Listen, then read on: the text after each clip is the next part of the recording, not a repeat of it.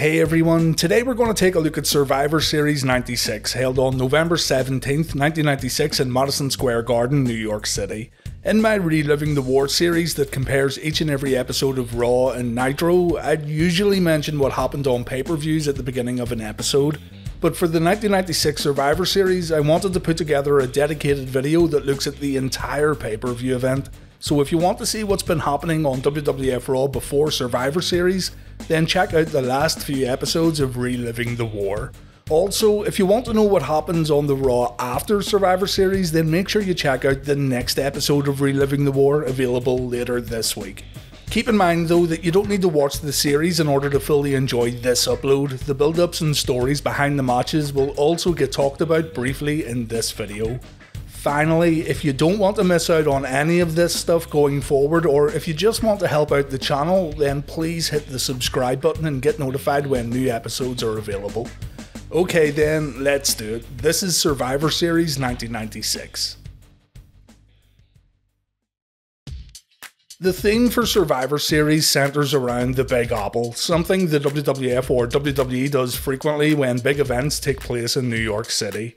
The show opens up with the voiceover guy talking about the WWF taking over New York this weekend, and the voiceover guy also talks about the one-on-one matches we're going to see during this show. Sid versus Shawn Michaels, Bret Hart versus Steve Austin, and we're also going to see The Undertaker versus Mankind.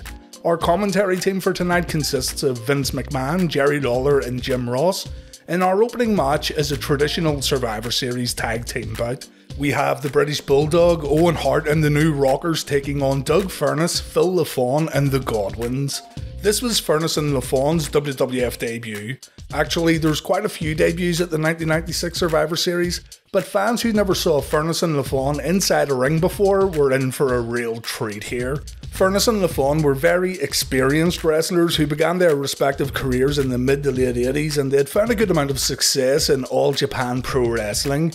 In the World Wrestling Federation, they really lent themselves to the tag team division, a division that wasn't doing so well when compared to WCW at the time. Marty Jannetty and Phil LaFon start things off and things go pretty well, but then Marty takes this bump here and he hurts his leg. Jannetty tags out, and if you keep an eye on Marty, you can see he's definitely injured and something isn't quite right. Marty does eventually come back into the match and he tries to work his way through it, but he quickly realises that he needs to get himself out of the ring to receive medical attention. Jannetty is the first man eliminated from this Survivor Series matchup. Owen Hart runs in afterwards and he eliminates Henry Godwinn, meaning we're down to 3-on-3. Soon afterwards, Bulldog gets tagged in behind Phineas's back, and another hog farmer gets taken out of the match, meaning Furnas and LaFon get a great chance to show what they can do at the end of this opening bout. Unfortunately, things don't go too well at first. A communication error leads to Doug Furnas trying to hit a dropkick while Davey Boy thought he was ducking the move. A shame too, because Doug Furnas has an incredibly good looking dropkick. Vince McMahon put the botch down to nerves as the heels begin using dirty tactics to keep Furnas in their corner. Leif Cassidy then pulls off an impressive Sambo suplex, but Furnas powers out at 2. Quick tags from Cassidy, Bulldog and Owen ensures that Doug Furnas is kept away from his tag team partner. You'd think this would lead to a good pop when LaFon gets tagged in, but no. Madison Square Garden stays pretty quiet when Furnas finally makes it to his corner. What does get a great pop though is this inverted body slam from the top rope. Leif Cassidy gets eliminated after taking the move. LaFon is able to surprise the audience by eliminating Davey Boy Smith, and this means it comes down to Owen Hart versus 2 other guys. The odds aren't great here for the King of Hearts. Owen works over LaFon's legs, softening his opponent up for a sharpshooter, but when Owen's finisher gets applied, he's forced to break the hold when Doug Furnas tries to interfere. It's pretty much game over when Furnas gets tagged in. We get to see the dropkick, and after taking an overhead belly-to-belly suplex and a German suplex, it's all over. Furnas and LaFon are the sole survivors in our opening match. The last moments of the bout were good. The Godwinns didn't do much early on and the Rockers had a bad showing thanks to Marty's injury. Not the worst Survivor Series match ever, but not the best either.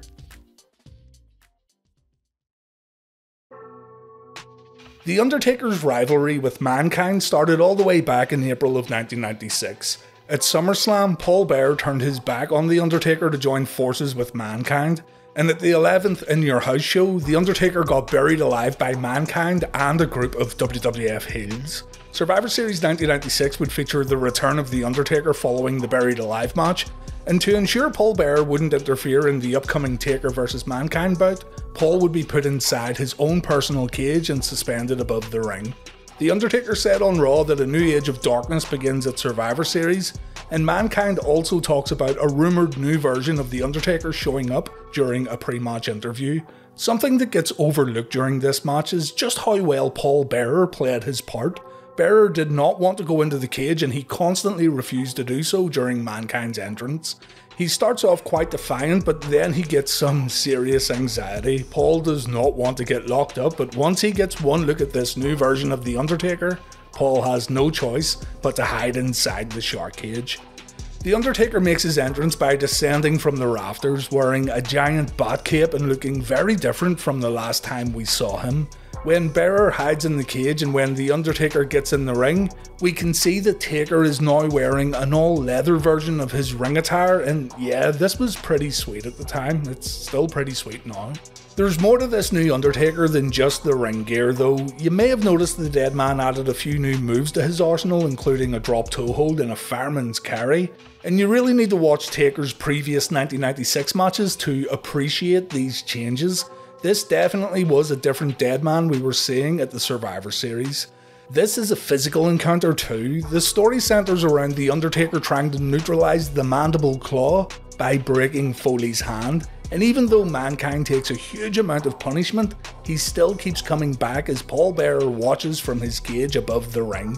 This faster and more agile Undertaker is hard to beat though. Mankind throws everything at his opponent, including a really good looking piledriver, and when The Undertaker tries to put Foley away with a tombstone, Mankind is able to counter it with the mandible claw. The dead man had weakened Foley enough though that he was able to reverse the hold. Still, Mankind doesn't give up. Undertaker goes for a chokeslam, but the mandible claw gets applied once again, only this time it brings the Phenom down to the mat. The move stays locked in for an extended period of time and it looks like it's all over, but no, Undertaker grabs Mankind by the throat and we see a chokeslam. The match still isn't over though. The two men end up back on the outside and Foley misses a senton, and when things get back inside the ropes, The Undertaker counters a sleeper with a back suplex. Mankind then produces some sort of weapon and even the commentators have trouble describing what this is. Strangely, the referee allows Mankind to use the weapon too, but it didn't matter in the end. The Undertaker gets an opportunity to nail a tombstone piledriver and the match comes to an end.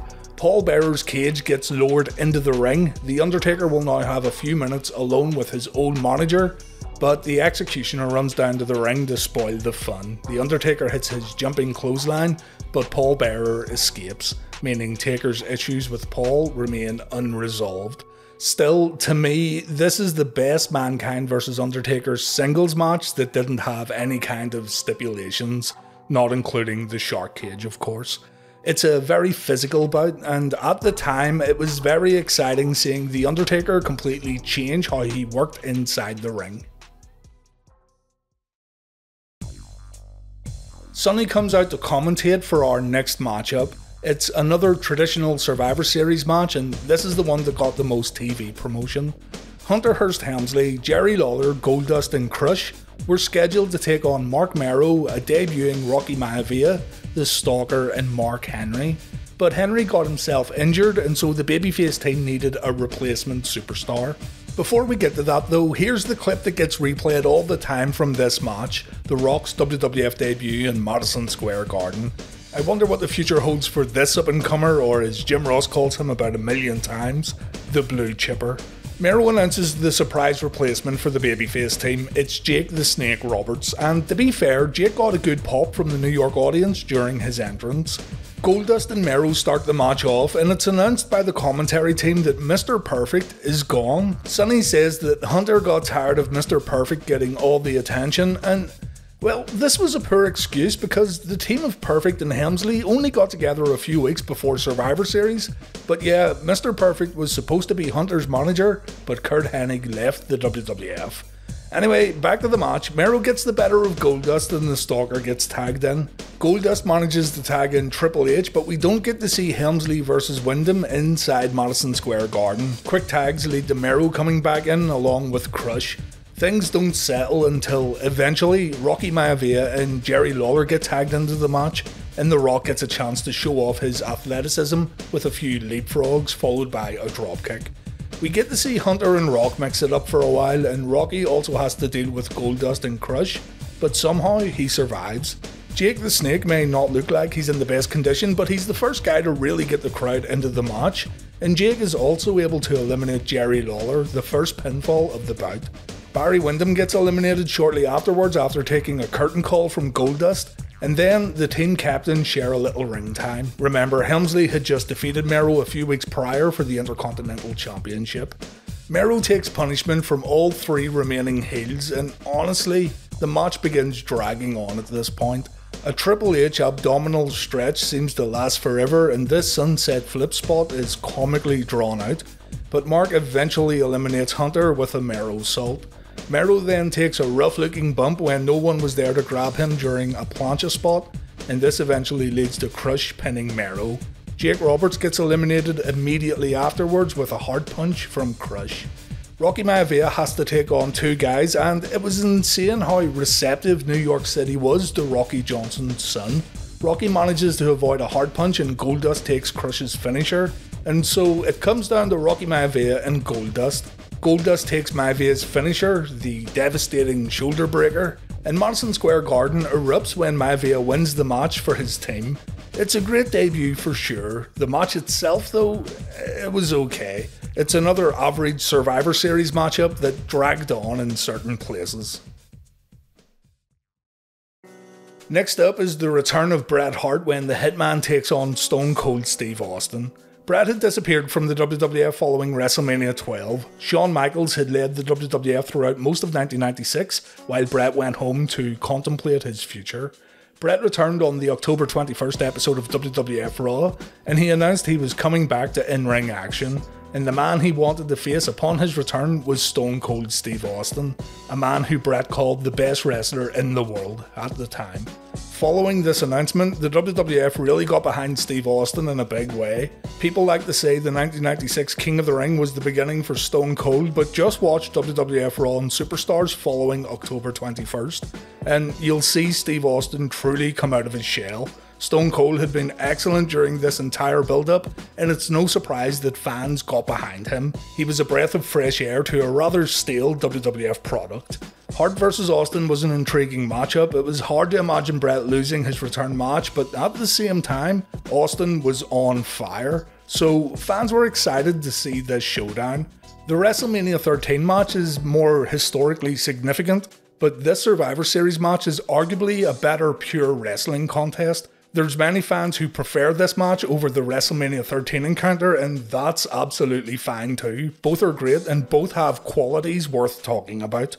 It's announced before the match by Todd Pettengill that the winner of this match will receive a WWF title shot, and Austin isn't intimidated by the pressure of the match. Stone Cold says Bret calls himself the excellence of execution, the best there is, was, and ever will be. But that's a cliche. Cliches are cliches, and an ass whipping is an ass whipping. Stone Cold is going to whip Bret's ass tonight in Madison Square Garden. This gets a great pop from the audience. Austin makes his entrance, and two things here. First, Austin stares right into the camera with those cold eyes, and Stone Cold looks completely ready for this matchup. And secondly, if you listen carefully to Jim Ross, there's a bit of foreshadowing here when JR talks about Stone Cold in World Class Championship Wrestling. Ross says, "You could see the greatness because of his attitude. It was all about attitude then and now." Bret gets interviewed before his entrance, and the Hitman says the one thing Stone Cold has going against him tonight is the venue. This is Madison Square Garden, a place where Bret has had a lot of success. The Hitman says the Garden isn't a church, but it's holy ground. Bret has fans here who have waited to see his triumphant return, and Bret says when all is said and done, Steve Austin will respect the Hitman. Bret then comes out to a thunderous ovation, and the atmosphere inside the Garden before the match is absolutely electric. Fans in attendance are really eager to see this matchup. The two competitors square off, Austin flips off the Hitman and the crowd loves it. The match starts off with a strong lockup and the two go into the corner. Austin gives a clean break, but his trash talking afterwards makes Bret push him away, almost as if Stone Cold was already getting under the Hitman's skin. After more trash talking, the two lock up again and Austin quickly grabs the ropes. Bret dodges an elbow strike and Stone Cold complains to the referee before both men lock up again. This time they trade waist locks, and Stone Cold is able to bring Bret down with a wrist lock. Compare this match opening to other Hart vs Austin matches and you'll be able to tell why some people prefer this match over others. The two have an incredible wrestling match here instead of an incredible fight, and again, you can't go wrong either way. Bret performs a smooth kip up and it's Austin's turn to take a wrist lock. A hammerlock from the Hitman follows, and Austin shows he can hang in there with the best of them by performing a hammerlock of his own. He then counters into a top wrist lock, and the Hitman is able to perform a takedown and Stone Cold is now on the mat. It's all very seamless. Austin performs a drop toe hold into a side headlock, and Bret rolls out to perform another hammerlock. Austin then decides it's time to start fighting when both men get to their feet. Bret tries to keep things grounded, but a stun gun from the rattlesnake gives Austin a great advantage. Stone Cold then takes advantage of Bret's position by attacking both on the inside and outside of the ring, and Steve Austin gets a chorus of boos when he taunts the audience. A reverse chinlock then gets applied, and when both men stand up, we see a trademark moment that we'd see in all future Hart vs Austin matches when the two men begin trading right hands. Nobody does this better than these two. Austin gets the better of Bret, but the Hitman fires back with a hard clothesline. Bret then nails an inverted atomic drop, followed by a jumping clothesline, but Austin manages to kick out of Bret's pin attempt.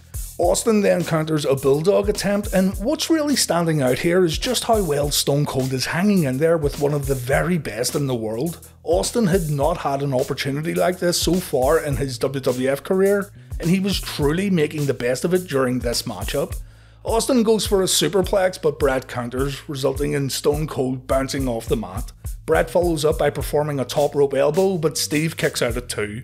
Stone Cold rakes the Hitman's face when Bret goes for a backbreaker, and this allows Stone Cold to throw Bret out of the ring, and the two men take a short break. When the action resumes, both men get physical on the outside, with Austin using the ring post to hurt his opponent, while Bret sends Stone Cold crashing into the guardrails. It's starting to break down now into an all-out war. The two men travel to the other side of the ring and Bret ends up getting catapulted into the Spanish announce table. Austin dives on Bret afterwards to get in a few right hands, and the Hitman takes an absolute beating here. Now a lot more confident, Austin suplexes Bret back into the ring and Stone Cold nails a middle rope elbow drop. Steve is now firmly in control and things aren't looking good for Bret at all. Stone Cold begins targeting the lower back and Bret finds himself in an abdominal stretch. Austin uses the ropes for leverage, the referee forces a break, and when Bret gets back to his feet, another slugfest breaks out between the Hitman and Stone Cold. The fans are loving every moment of this as the match continues to swing back and forth. Stone Cold has been seriously impressive at this pay-per-view. This time it's the Hitman who wins the fist fight, and Austin then gets a taste of his own medicine when Hart hits a stun gun. And then the Hitman nails a piledriver, but it's still not enough to put Stone Cold away. Bret makes the mistake of going upstairs again. Stone Cold gets vicious after knocking Bret down, and Austin manages to hit a superplex from the top rope. Stone Cold Steve Austin then hits a Stone Cold Stunner. This should have been enough to end the match, but Bret kicks out.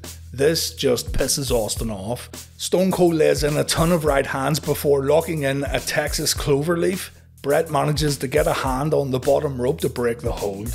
Bret then gets whipped into the corner and he takes a great looking ring post bump back first, and after Bret kicks out of a pin attempt, Stone Cold applies a bow and arrow. Bret tries to counter with a sharpshooter, but Austin gets to the ropes. Jim Ross says here that Austin is a lot more than a schoolyard bully. Stone Cold escapes a sleeper attempt with a jawbreaker, and Stone Cold decides to pull off his old finishing move, the $1 Million Dream. This was Stone Cold's downfall. Bret is able to counter the move by jumping off the turnbuckles and Austin gets pinned. Bret Hart then wins the match and Madison Square Garden goes crazy. Absolutely incredible stuff here in one of the best matches of 1996.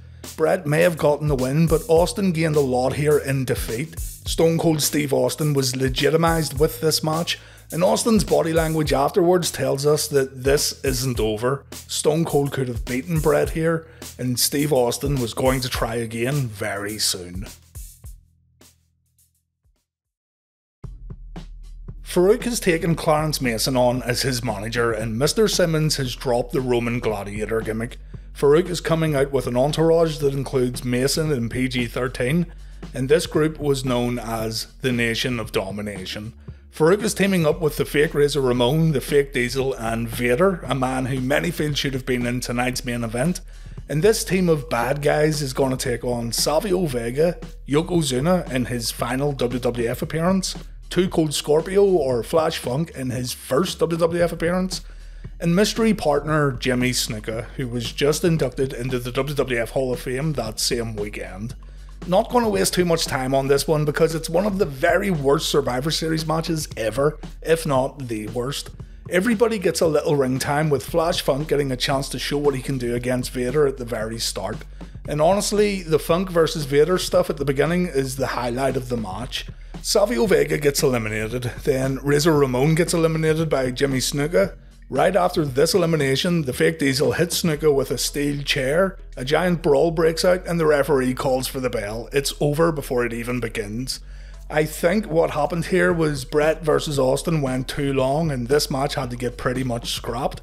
But yeah, this is the worst match on the card by a long shot, and it's a match I always skip when watching this show back. It's pointless.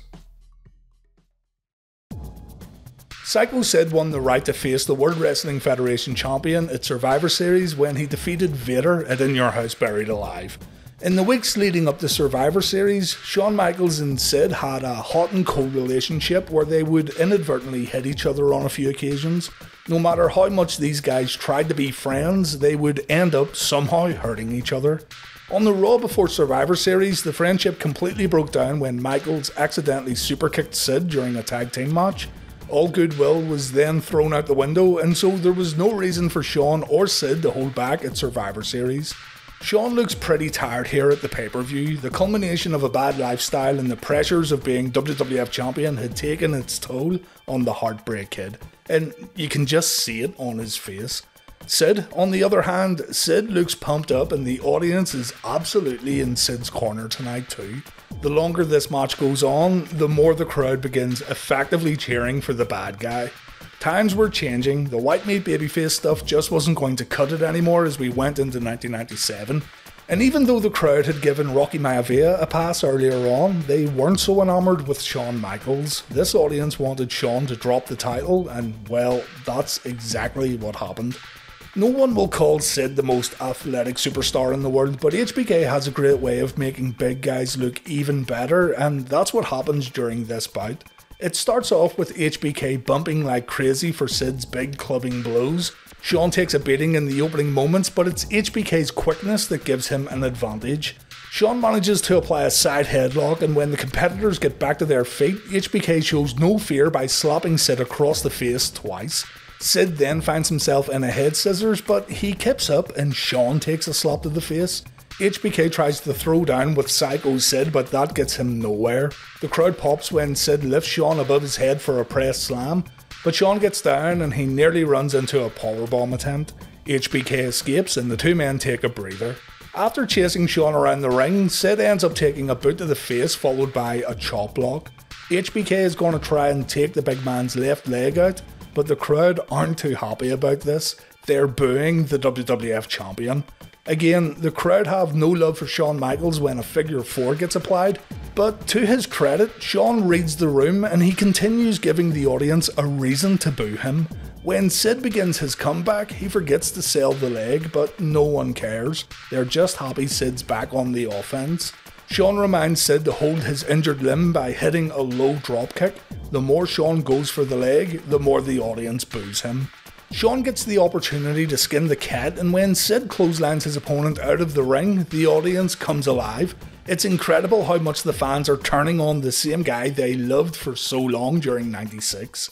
Sid attacks Shawn on the outside, and he also takes the time to fist bump a few fans. The attack continues inside the ring, but to be honest, Sid is also starting to look a little tired. Shawn takes the Ric Flair bump in the corner, but he manages to drop Sid across the top rope afterwards. HBK tries an aerial attack, but Sid grabs his opponent in midair. A backbreaker follows, and Sid only gets a 2. Shawn takes a few Irish whip bumps in the corner, and HBK is now out on his feet. Shawn wakes up and he manages to throw a few punches, and Sycho Sid finds himself taking a body slam. Shawn goes to the top rope, but he ends up taking a boot to the face, giving us this meme-worthy moment right here. HBK breaks a chokeslam attempt by poking Sid in the eye. Shawn then goes for sweet chin music. Sid grabs Shawn's foot, and then we get to see that chokeslam. Sid goes for the powerbomb, but Shawn reverses with a small package. Sid kicks out at 2, and Sid makes Shawn pay with a big power slam afterwards. HBK answers with his flying forearm, but it doesn't knock the big man down. Sid comes right back at Shawn when HBK performs a kip up. And then we get the finish, a finish that was supposed to solidify Sid as a heel, but the New York audience still cheered anyway. Sid grabs a camera and he takes aim at Shawn Michaels. Jose Lothario has jumped up on the apron, so Sid decides to hit Jose instead. HBK then hits sweet chin music, but he doesn't go for the pin. Good guy Shawn goes out to check on his mentor. This was a mistake. Sid throws Shawn back into the ring and Shawn nails the referee by accident. HBK then goes back to the outside and Sid ends up smashing the camera across Shawn's back. Sid again throws HBK into the ring, Shawn takes the powerbomb, and we have a new WWF champion. The Boyhood Dream has ended, and Sid is now the man. Shawn crawls to the back as medical staff tend to Jose Lothario, and Sid celebrates inside the ring as the crowd goes nuts for the big man. Times were changing in the World Wrestling Federation, and Sid was going to lead the way for the foreseeable future. Every singles match that took place at the 1996 Survivor Series ranged from good to great, with Hart vs Austin being the match of the night. The Survivor Series matches ranged from decent to absolutely awful, with the last Survivor Series match being the worst of the bunch. Still, this pay-per-view was very good, and a good pay-per-view was what the WWF needed around this time period. Stone Cold Steve Austin came out of this one looking like a megastar even in defeat. The Undertaker showed signs of a new chapter being ushered in for his character, and the pressures of being champion were on full display for Shawn Michaels as Sycho Sid became the king of the jungle. All in all, Survivor Series 96 is a highly recommended show. So, as mentioned earlier, if you want to see the fallout of Survivor Series and if you want to see what happens next to Stone Cold, Shawn Michaels, Bret Hart, The Undertaker and Sycho Sid, make sure to join me in a few days' time for Reliving the War.